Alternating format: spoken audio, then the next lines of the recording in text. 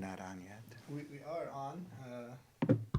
Just wanted to make sure we are on. Hello, everyone. This is Hussein M from WhatsApp Media Network. We are live from the Dearborn Police Department with Chief Ronald Haddad.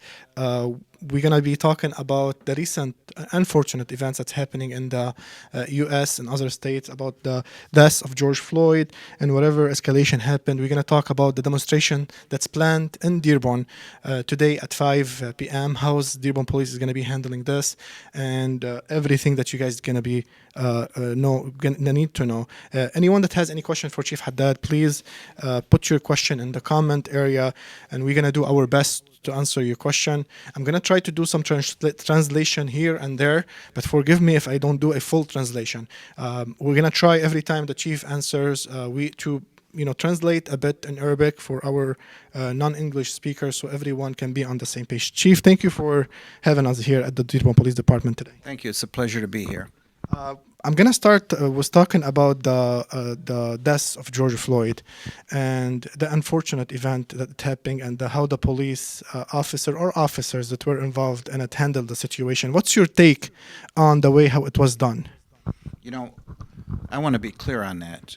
It is totally unacceptable. It's the most egregious act I've ever witnessed, and I can tell you that every police officer in this building feels the same way, and so does our community. I've gotten many calls and comments and emails and text messages. That was so inappropriate and such a violent intrusion on Mr. Floyd. Yes. It's totally unacceptable. Okay. Chief, I want to ask about the training that you guys do for your officers here at Dearborn, the Dearborn Police Department. Is there like a training where you guys train them on how to handle certain situation, how to deal with diverse background of different stuff, how to escalate things? If you can irritate more on that stuff. Yes. You know, it starts with our policy that says you'll treat everyone with civility, with respect. You're going to make sure that people respect every single person's constitutional rights. Yes. And having said that, we train very heavily on de-escalation, Yes. on tactics, on mental illness. You don't usually get a normal response from people who might have mental fitness issues or addiction issues or alcohol issues. So we make sure that we do our very best to train our members. Yes. But it starts by having a great respect for the sanctity of life and a great respect for the community we serve. And by community, I mean everyone that comes in our city. Okay, very good. I know some unfortunate events happened in Dearborn before 3 years ago, if I'm not mistaken, at Fairlane Mall. You guys actually handled the situation. I know it was an unfortunate situation, but you guys handled the situation in a way where other agencies and other police departments in the nation, they took you as a model for that. If you can tell us about what happened and how did you guys handle it, especially I know there were 3 years ago some protests or demonstration at Michigan Avenue, and you guys actually provided the microphones and provided the sound system for whoever was demonstrating. Yeah, first of all, everyone has a right to the First Amendment, so we respect that and we facilitate that. But with the incidents you described, yes, we let outside agencies immediately come in and investigate both of those very unfortunate tragedies. We also submitted both reports to the Wayne County prosecutor, who took almost a year to evaluate the propriety of the officer's actions, and I thought that was the best way to be transparent. We let the Michigan State Police and Detroit Police take those investigations the minute they happened. And again, as unfortunate as it was and continues to be this day, I thought we handled it the best we could.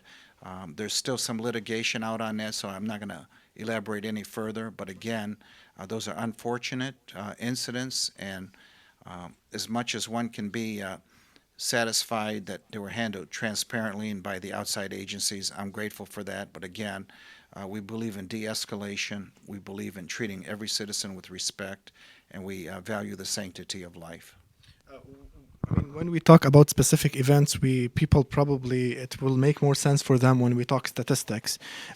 We've heard you when you were speaking at one of the protests here in Dearborn let me not say protest, let me say solidarity event that was, organized here in Dearborn outside the police station. You basically brought point about the statistics of how your officers deal with certain situation, and you mentioned that you only had one soft event. Tell us about statistics when it comes to handling and this escalation. Again, as much as we've trained on this, I can tell you that when you think about, we make 70,000 police runs a year. You make 70,000. You make about 7,000 arrests. You take 400 weapons off the street annually. We write, 40,000 traffic tickets. We make 600 to 800 school visits per month when schools open. And we also service, 3,300 car crashes. We lock up maybe 800 domestic violators per year, our fair share of people that are drunk driving. And the times that we've had to go hands-on with citizens last year, and I'm going off the top of my head, so excuse me and forgive me if I'm off, but about 30 times. And there's maybe one soft tissue injury in that time. We've used a taser maybe 4 times last year, and they were very compelling situations with weapons. So again, when you think of all those citizen contacts, my hat's off to the men and women here at this department, because it's not any easier being a police officer in our society today. So they're well trained, they're poised, and they respect all members of our community, both that live here and that visit and come in our city. And it is a national model. We've had universities from around the nation. We have international visitors that come here to visit, to see how we handle our business. And again, the credit goes to the men and women that work here, because they're on the front line. They're the ones at risk, and they're the ones doing the job every day. What are some of the challenges that you guys face in Dearborn, when you are trying to bring the peace and when you are trying to basically make sure there's law and order in this city? What are some of those challenges? The challenges are to make sure that everybody understands what's happening. We train for these situations, but citizens never train on how they're going to encounter police. It's just something that they don't think about. So it takes a great deal of patience. I think that we have a very unique community here. We have town hall meetings on a regular basis. Every year we go out to all these different communities. We deal with the DFNA, and we try to educate people. We send out nixels. We go door to door with flyers. We put them out in 3 languages. So we want to make sure that our citizens have access to their police department. No complaints go unchecked, and more times than not, we find professional shortcomings that we could have done better, and although nobody's complained about them, we address them here. So again, our police department is very well managed, and we're our harshest critics when it comes to dealing better with the community. Very good. I want to jump to the demonstrations that are going to happen in Dearborn today. What do we know about those demonstrations so far, Chief? Okay, well, here's what we know, that we have 2 different individuals that have, we've made either contact with them or they've contacted us, and they want to hold demonstrations this evening. They're fully cooperative with what the laws require, and our mission tonight will be to keep everyone safe. I trust it'll be peaceful. I'm confident that the citizens who have organized these 2 events, one is a Dearborn resident, and I believe the other is not, but we're okay with that. And can we say what's their background, ethnicity, if possible? Are they Black American? Or well, one is African American, a professional, and the other one is a college student. And you know what? It really doesn't matter what race they are. Okay. We're a welcoming city, and it's about their safety. So we're going to do our very best to facilitate the request, to give them what they need to be safe, and to go on with their demonstration. Is there, how, if you don't mind, Chief, how are you guys planning to control, to be honest with you? We've seen many demonstrations, protests, whatever you want to call it, Chief, all over the nation that start peaceful and then they escalate to become more violent with, more stuff happening. How are you guys? Are you guys ready to basically handle any situations that's going to come your way? I know we're saying it's going to be a peaceful protest and everyone has the right to basically demonstrate and the freedom of speech. And it seems like you guys are already preparing outside and putting a microphone for them and everything. But are you ready for anything that's going to come your way? Yeah, we're highly trained. We have contingency plans, we have great tactical plans, and we also have coordinated any additional responses with our regional partners, and I'm not going to go any more into that. But we are very, very prepared. I'm not going to sit here and say that we're infallible, but I'm saying we are very prepared in any event that we need contingency planning. But I have great faith and respect for the people that are coming here this evening, that they'll be peaceful and take care of the business the way they're supposed to. What do you want to say for those who are scared to some extent because of the news that, and the pictures and the videos that are coming from, you know, different cities? I mean, Detroit is not too far from here, and we've seen what happened in downtown Detroit the past couple of days. We've seen what happened in Grand Rapids and Ann Arbor and other cities in Michigan and outside of Michigan. Like I said, they start peaceful and then they spread out of the initial place where they started to neighborhoods and to businesses. I mean, there is fear in our community today, and that's why we're doing this interview with you, Chief, today, very quickly. And thank you, for responding and for welcoming us to your office on a short notice. As soon as people heard that there is a protest in Dearborn today at 5 p.m., they were in fear. I mean, they were scared that people are going to go to the residents, they're going to go to businesses, we're going to have looting, we're going to have destruction and violence. What's your message to our community who are listening to you today on WhatsApp Media Network? I would say that I'm very confident that the individuals who have asked to come here and have pulled proper paperwork and permits will not be engaging in any violence. I can also tell you that as a police department, we will deal with whatever comes forward. And I don't want our community to be worried about anybody attacking them in their homes. That's not going to be tolerated here, and we are fully prepared to deal with that. However, I want to say that there is no credible evidence that anything like that is happening here in Dearborn. People need to know we facilitate about 70 of these type of demonstrations throughout the year, every year, and you never hear about them because they go peacefully, and we are well adept at how to deal with these things. So this is no different, although the events nationally really are more critical because of the egregious actions that occurred in Minneapolis. But I'm, again, confident and hopeful that citizens here will do what they've always done, and that's behave right. I mean, what's your take on the looting and the violence and the riots that are happening in other cities and other states? And then how do you see the police response? Is it accurate? Is it exaggerated to some extent? I'm not going to comment. I'm just going to say that there has been a compelling initial evidence that those things were unfortunately staged by individuals and not attributed to the indigenous population of those areas. So again, if somebody is intending on causing problems and they prepare for it, that could happen. But I can tell you that we're prepared as well. It's unfortunate. These demonstrations, many of them have been exploited by people, and I think I heard the mayor and chief of Detroit say that 80% of the people they arrested were from outside of the area, outside of the region, and were not Detroit citizens. But if you watch TV, that's hard to discern that kind of information.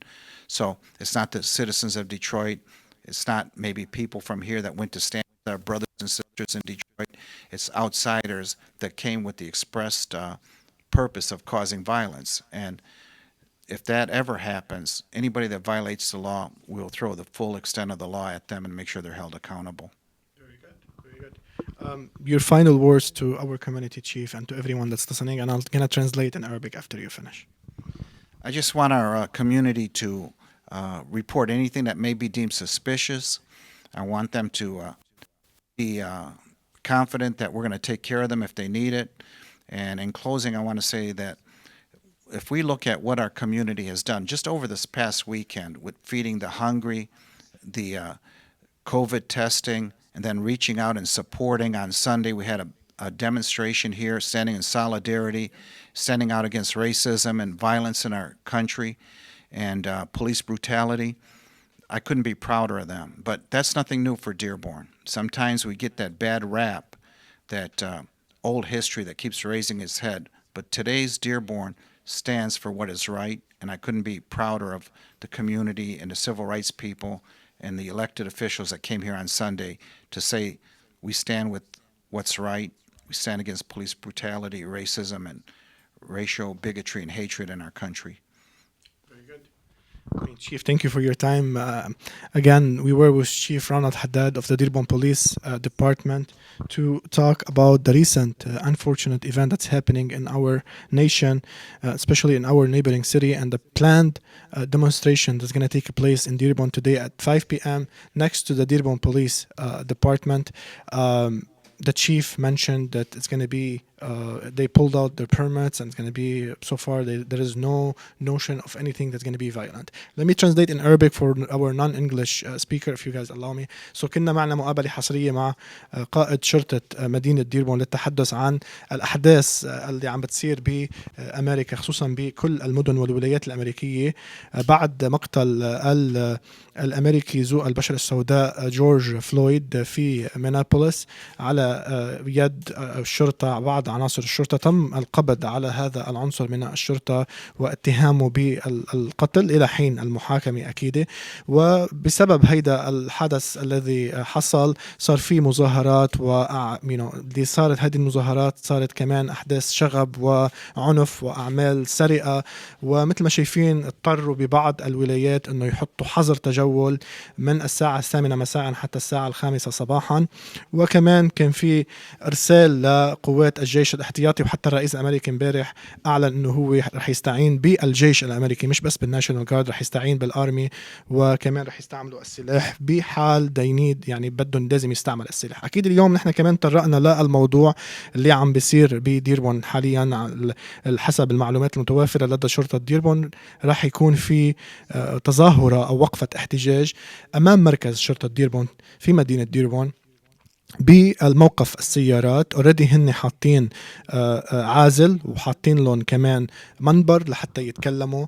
عم بيقول القائد الشرطة رونالد حداد انه هناك شخصين طلبوا اذن بانه يكون في هيدي التظاهرة او هيدا الحشد برا، واحد من اصل افريقي وواحد من اصل عربي اذا ماني غلطان، او كولج ستودنت. اكيد يسمحوني اذا كان في غلط بالترجمه باخر نقطه.